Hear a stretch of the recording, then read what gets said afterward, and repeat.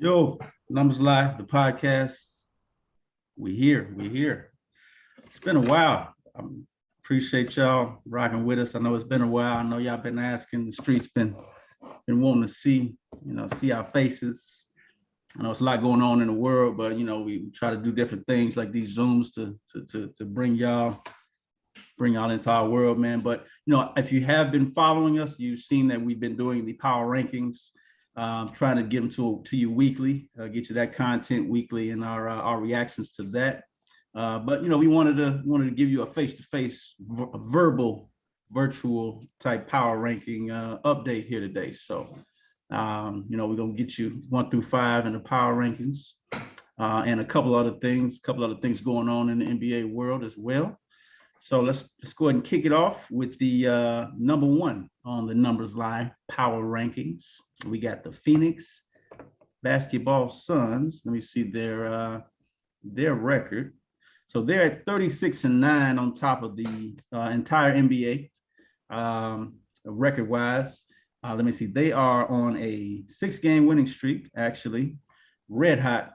Probably, let me see. They are the hottest team in the league right now. The best winning streak in the league. Yeah, they hottest team in the league. They're going into a game tonight against the Jazz, who are banged up to say the least. I think they got a lot of different injuries going on as well. Rudy Gobert is out tonight, so I mean, I don't want to jinx anybody's best tonight, but probably going on a 7-game winning streak tonight as well. Chris Paul has been Chris Paul.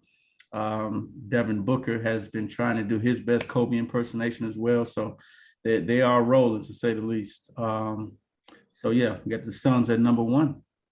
Who we got at number two? So we got Golden State. They're 3-2 in the last 5. So anything I got with them is more so Draymond being out and Clay being down. But they're playing just so right now. Number 2 at the power race. So let's talk about that for real quick. I think it's interesting to point out that I think with Draymond, they were 20-something and 6. Without Draymond, they have like 8 losses, I believe, 6 or 7 losses without Draymond. I mean, yeah, you can say that, it was Clay as well, but, I just wanted to point that out, that they're missing their engine, the heart of their team. They're missing that. And I think Draymond gets taken for granted every now and then. So, just want to point that out. Okay. Number 3. What are you looking for? Like, what are you looking for? Right. Cool. I bet. All right. So real quick, why are we at the Warriors? So Klay Thompson, what are our initial, kind of responses and feedback on Klay Thompson's return? How you feel like he's playing right now?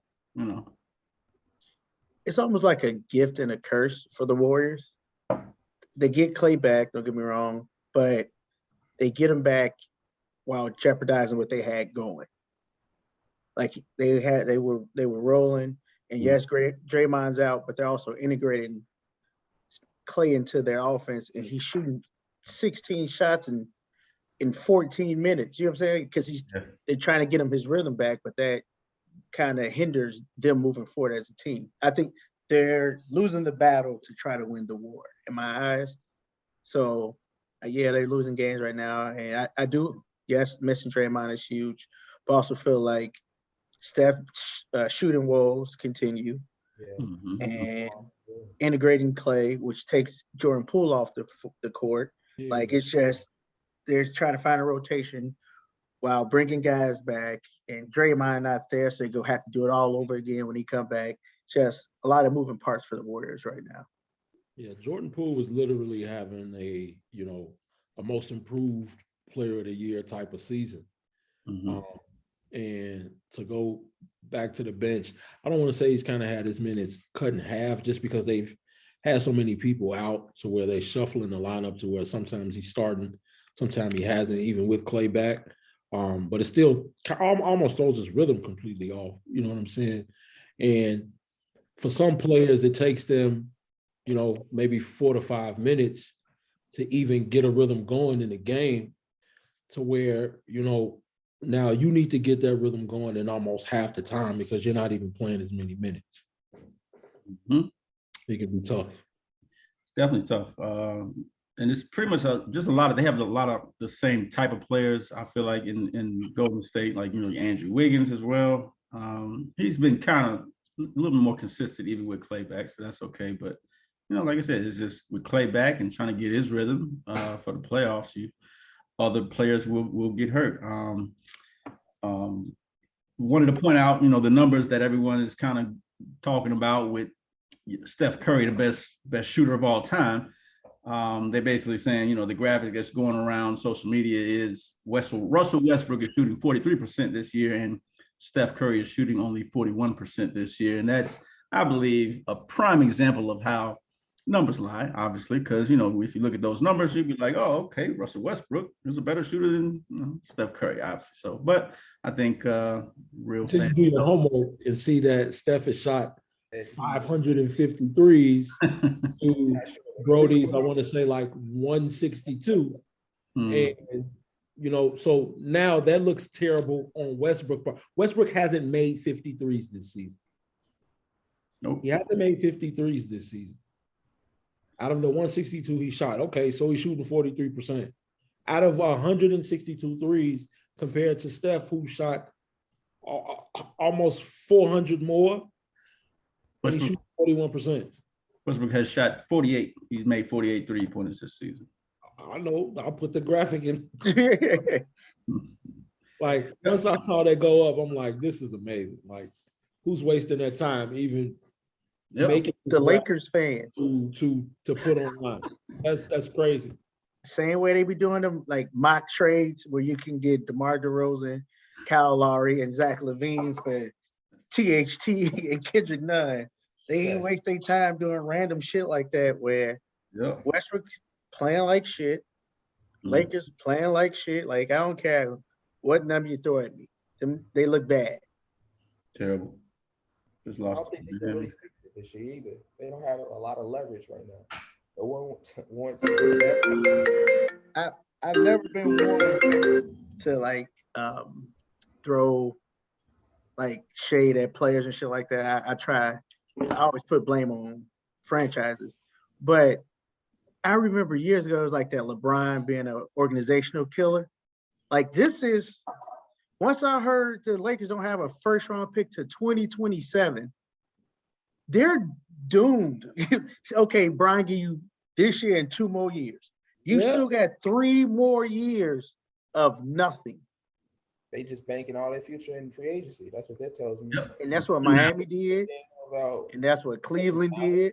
I mean, you gotta understand, like, they're never going to be that team that really cares. And the Lakers, the Lakers are a relevant ass organization. Like, they sold their soul for this. Wants to rebuild is what I'm saying. A lot of times with those high. But I guess my thing, if you're rebuilding, you don't trade young pieces.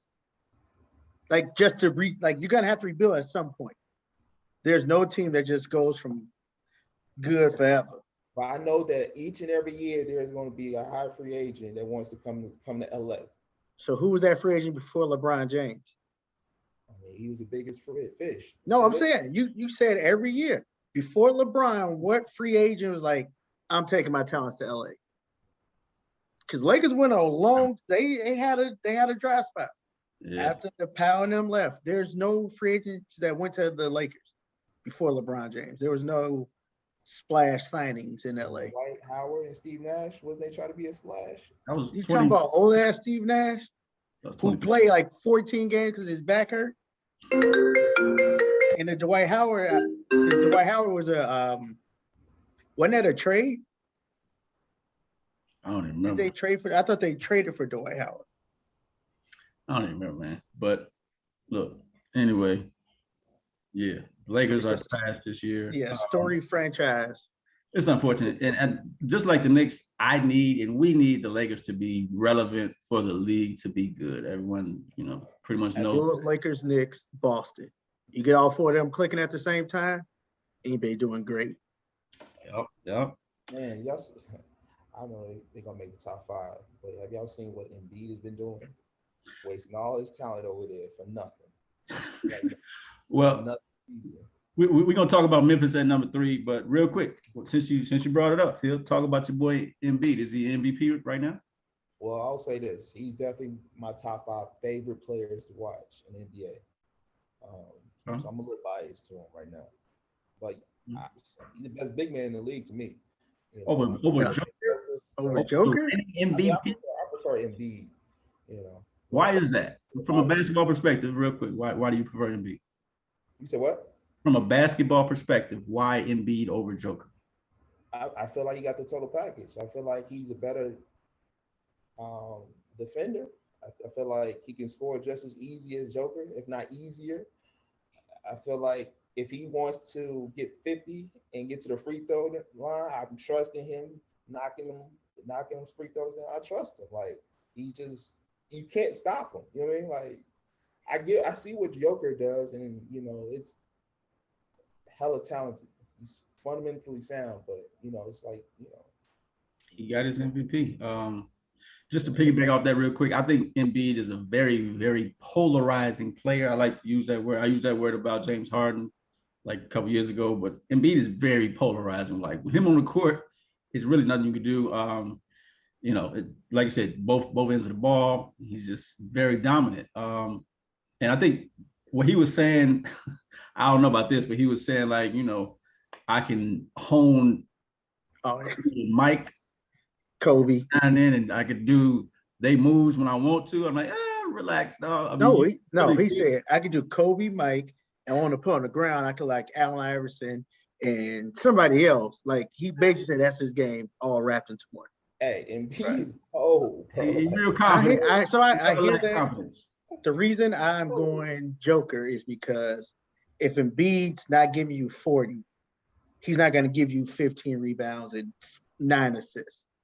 Joker can change a game with scoring 3 points. That's why I'm going Joker, because you switch teams with them. If you put Joker on those, you say what? I said Embiid can shoot it too, though. Like I didn't even mention score. I'm saying without them scoring, Joker will still have his thumbprint all over that game. Embiid won't. I'll give you this though, for sure. That's all, just versatility. He's the point center over there. Crusher, who you got MVP right now? You said what? Crusher. Who you got? I heard you. Oh, my bad. I was prepared for my next up on the power rankings, but Yeah, I know. Phil took us to a tangent. It's all good.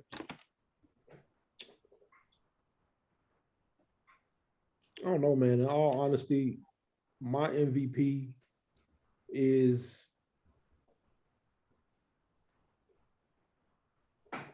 It got to be for a winning team. It got to be, right? that's the thing. So right? Does it? I mean, yeah, the team. No, Right. yeah, your team has to be winning. Right. Yeah, I have to have a good record, right. Winning, like how much winning? Like 500 winning? Nah. Only person I think that got like MVP on a team that was middle of the road was Westbrook, because he averaged a triple double. Other than that, I really hate the that. MVP has came from MVP. top-ranked teams. I got a new dark horse entering the. My fault, Crush. You ain't get yours yet. I remember I was the first person to ask, is it time to start adding them to the race? If we're gonna go with winning teams, Yes, I can go with you. I know where you're going. my MVP right now is Ja Morant. I can see that, and I would not argue that. Hey, Same way the media was yelling for DeMar DeRozan, they need to have that same energy with Ja. Exactly. I don't care how young he is. Yep, he up there for sure. So go ahead and. But I will say, I was gonna say, as a dark horse, only because of the way the media is set up and shit like that. If this team continues on the path they're on right now, Luka's gonna win MVP. Ugh. Really? I'm telling you, I am telling you, that's all you see right now.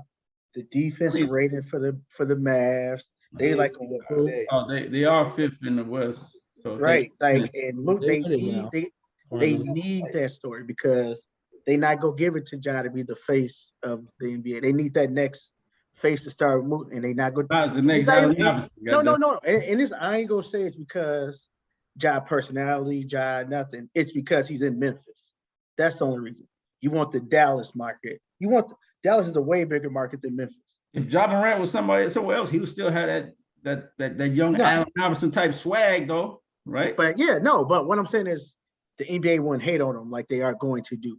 If True. if you turn around and put Ja in fucking Golden State, he'll get the nod over Luka. It's just Luka's in Dallas. I think Same with Trey. Trey ain't getting no love on nobody's nothing. Hawks trash, don't get me wrong, Right. but he's having a season. Because of that, though. No, I'm saying, but it ain't like, I mean, the 76ers ain't even like, they in what, 7th in the East? 6, It's just the fact that 6, he's in a like bigger market. Huh? Embiid is probably he'll be a good candidate because like he's only No, 2.5 games out of the first seed in the East right now. 2.5 games out the first. What are they in? They like 27 and 20 or some shit, ain't they? At 27 and 19, 2.5 games out of first. So, but my thing with Luka is, I feel like anywhere you put Luka, he's just a lovable guy. Like he's a foreign love, like so. No, I feel but like it's the fact that it's in the Dallas. league. Like after a while, I hate watching Luka. He cries after everything, literally everything. I agree. It's crazy. I agree. Trust me. Man, I blame Ginobili. Come on, dog. He Come on. started to whine and flop and shit. You know, it's just because he was an international superstar. That's all. Champion, though. Champion. But anyway, Crush, go ahead and talk about the number 3 on our power rankings. I actually got 4. Then if he got 3, If he okay. got 3, he's gonna let the public, you know what I'm saying? He's gonna make a video, let the public know why he chose the Memphis Grizzlies. Okay. At 4, and I think it's arguable that they could be higher. I got the Miami Heat. First thing about the Miami Heat that a lot of people may not know is that they are the number 1 team in the East at the moment. They are half a game up on the Brooklyn Nets. They have 30 wins to Brooklyn's 29. Both teams have 17 losses. Mind you, the Heat were without Bam Adebayo for at least 4 weeks and Jimmy Butler for maybe about 2, and then for a couple of games here off and on when he came back. Their bench stepped up more than any bench I've ever seen at that point in time to have 2 superstars down. Strauss averaged 13 and 3 in the last month with almost 3 threes a game. Gabe Vincent 10 and 5 with almost 3 threes a game. And Yerstein backed up Bam and Dwayne Dedman when he went down, and he's averaged 11 and 11 over the last month. Ridiculous.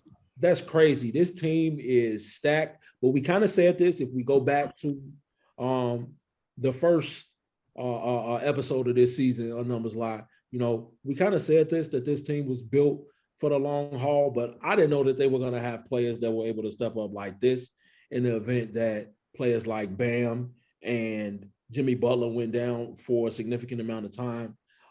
Tyler Hero is continuously getting better, you know what I'm saying, as his years go on in the league. And then, mind you, they still have a very versatile player out in Victor Oladipo. I don't think he has a timeline just yet, but I'm almost positive he'll be back around the playoffs.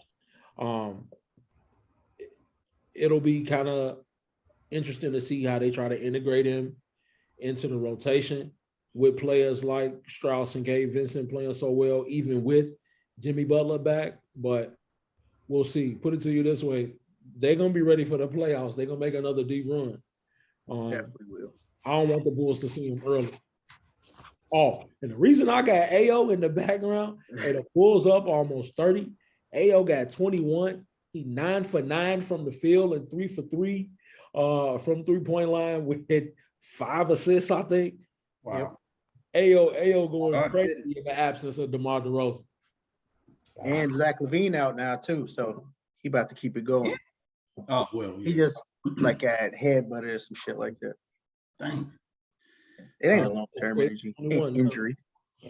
But Victor Oladipo, speaking of him, just checking my new inside sources here. It says here that he's expected to be to come back in February. Like, And you're not telling me nothing I didn't know. Right. What is boy? You just found out today? Right. The thing is, I mean, you know, just telling the public. the thing is, he started traveling back with, you know what I'm saying? He started traveling back and forth with the team in early December. So they kind of, and his rehab was going well.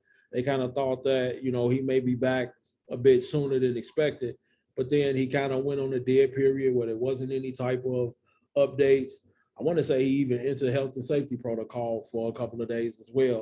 And so, you know, they seesaw rehab with that. But again, with the way this team is playing, with the way everyone has stepped up from Strauss to Vincent to Yerstein, there's really no need to rush him back. Of course, I'm sure he's anxious to get back on the floor, but it's not like the team is needing him at the moment. Duncan Robinson had a spill where he was on his current Steph shit with, you know, ice cold from the field. He working his way back into his shooting form. They clicking, man, and they're gonna have a deep run in the playoffs. Can never count out the Miami Heat, man. Just a class organization.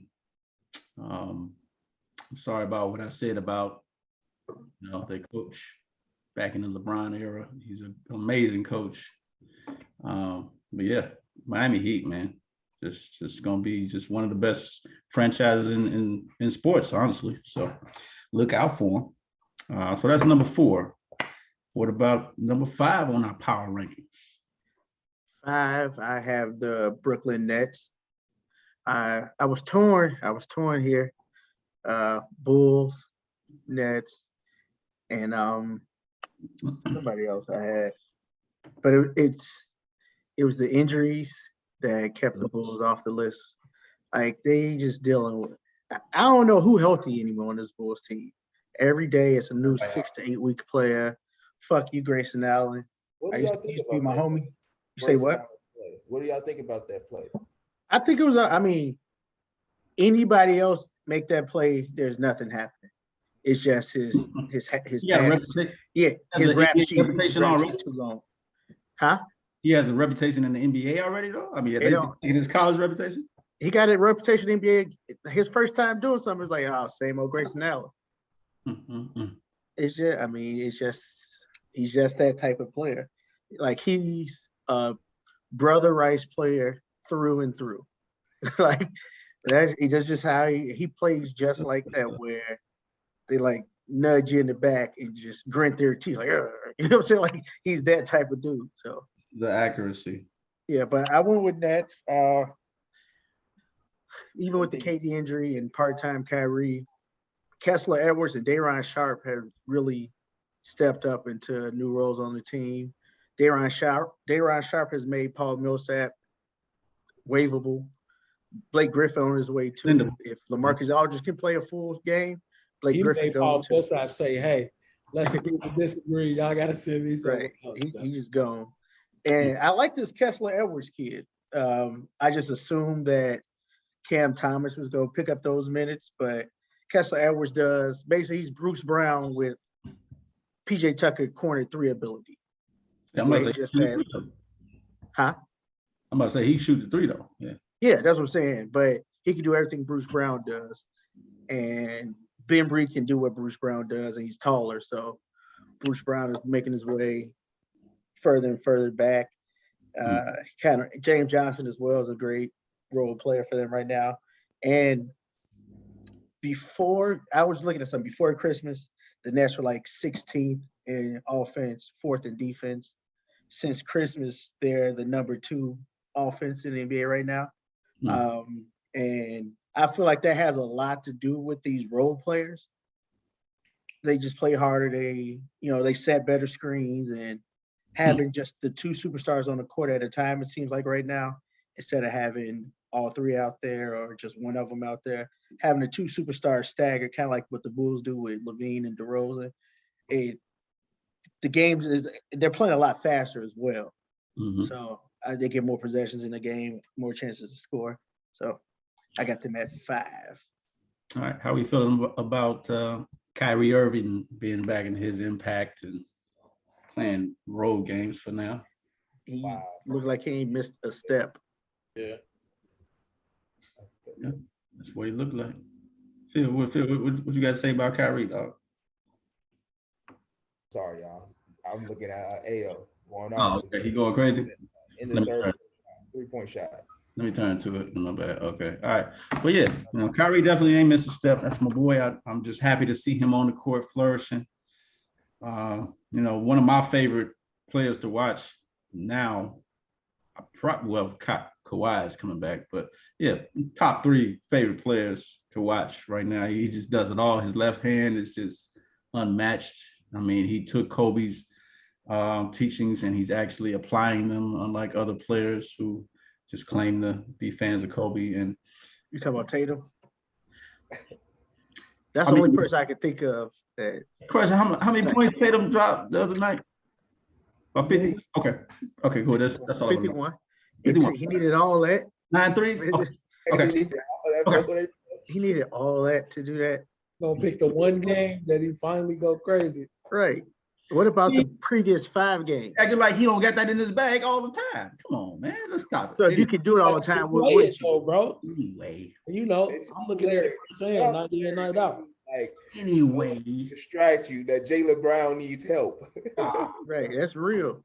Don't take these sports narratives, dog. Don't do that. Hilarious. Stay focused. But yeah, that's number 5 on the NumbersLie Power Rangers. So that's it for that. Real quick, trade rumors. I know a lot of things have been buzzing, I feel like we talk about this every year, but the Russell Westbrook for John Wall rumblings. What do we think of that? I mean, what's thoughts on that? They got to be tired of getting traded for each other. Right, that's what I'm saying. They're like synonymous right now. I think it's just smoke.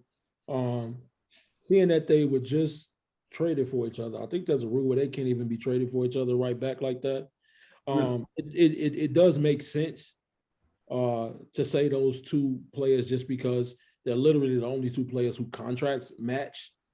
But obviously, if that trade were to happen, the Rockets are focused on, the young guys right now. So they would try to do the same thing to Brody that they're doing with Wall, let them know that they're not going to play. But then at the same time, what if he says, well, I'm good on the buyout, pay me my money. You know what I'm saying? And they're stuck again. Like, it was almost pointless. Yeah, I hated hearing the first trade. I feel like they're doing him a favor anyway. I don't know. Mm-hmm. Yeah, I hated the first trade, and I hate that they're talking about this again. So I just want to see John Wall back on the court because he's another one of my favorite players to watch anyway, too, even in his 30+ years. So being with the Lakers, man. I don't want him to do that, man. I don't want that to happen to John Wall. I don't wish the Lakers on John Wall. I tweeted this. I don't wish the Lakers on John Wall. Like, let that man hoop somewhere else. He's so conflicted. I don't want him to be around that circus. Like, go to the Clippers. Like, that'd be dope. Go to the Clippers. Don't go to that. They got 2 guards over there, though. 3 guards, really, with Bledsoe back. Stop it. John Wall will be the starting point guard. What are you talking about? Tomorrow, if he got on that team. Yesterday.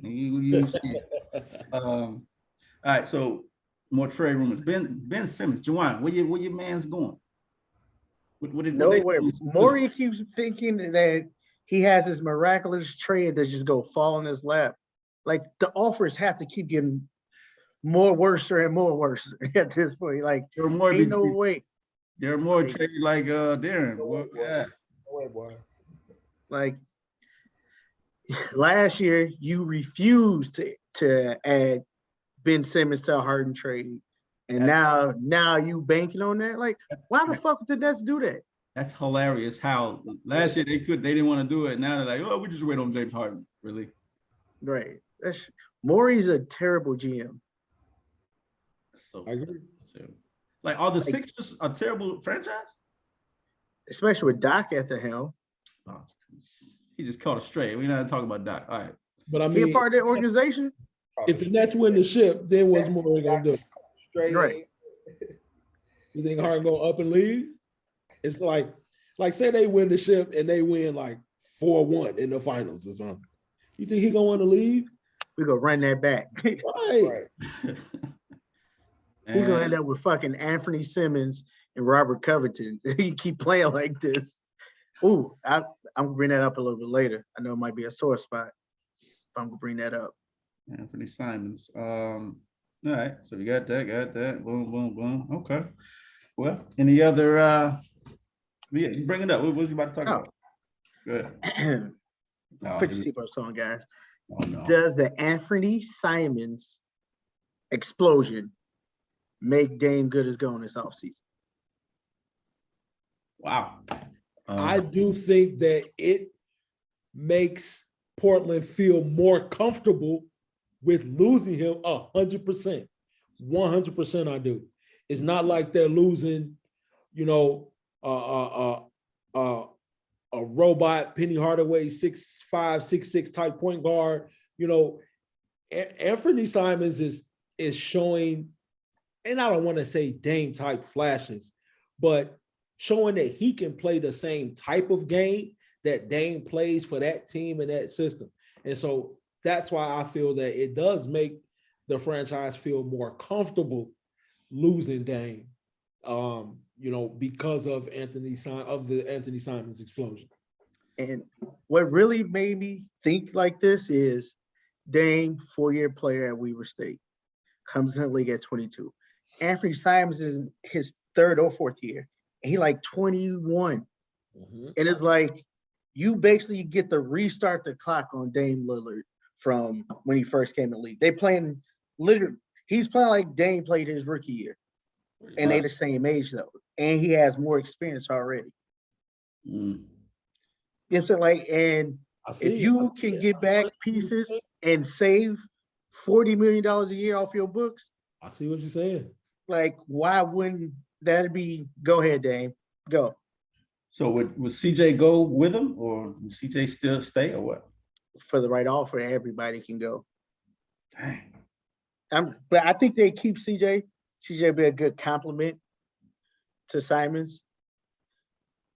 Okay. So Wait, what? Like, you mean like a second option?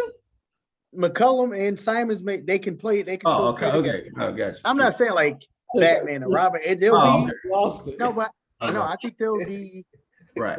on the same. I think they'll be on the same level. Right. Wait, what? No, as far as in the offense for that team, You don't like this. they would Okay. be. I'm just saying. Like right now, Dame 1, McCollum clear 2.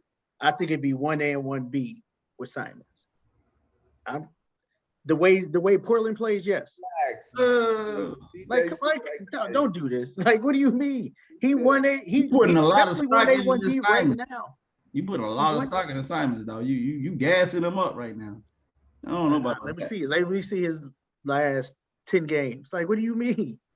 In the regular season in January, though, come on, man. You act like Portland making noise in the playoffs or some shit. Not even close. saying like he just started like, oh, okay, you basically being disrespectful to CJ McCollum. That's all I'm saying. No, I'm not. I'm being respectful to Simons. Gassing dude, and you being disrespectful to CJ. I said 1A, 1B. That's what I said. That's disrespectful. But anyway, it's okay. That's your opinion. You know, Portland is 20-26 and 10th in the West right now. So we shall see. They're on a 2-game winning streak, so that's cool. Just throwing it out there. Over the last 2 weeks, Simons has averaged 22 and 8. That sounds real Dame rookie yearish. Exactly. And CJ McCollum probably is a 18-point career scorer or some shit like that. So how am I off key by saying 1A, 1B? I mean, he's had a great month. Let's put it like that. Simons has had a great month. Yeah. Period. Okay. Period. All right. So yeah, that's about it, man. That's it for our power ranking show. We'll try to. God damn. Now Josh Hart hurt. Hey, when it rains, it pours, dog. Trade through it, I'm dog. tired of this shit. I'm gonna send you some. I'm gonna send you some trades, dog. I got you. Yeah, that's it for the power rankings. NumbersLie power rankings show. Check in with us next week. Have another show for you. Get your merch. Get all that. NumbersLie podcast. Check in with us. Any final thoughts, fellas? No. I got nothing. Okay. All right. Other than that, the Spurs will be back in the finals real soon. Real soon. Oh, you playing my player? No, 2K is a great game, but I'm talking about real life. DeJounte Murray, a championship That's point it. guard. You're literally just gonna you could just stop. Point guard. DeJounte Murray We're one superstar away. Something like that.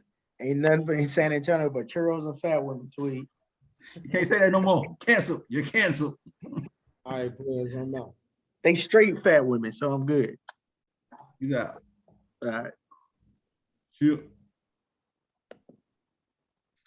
How do I do the thing?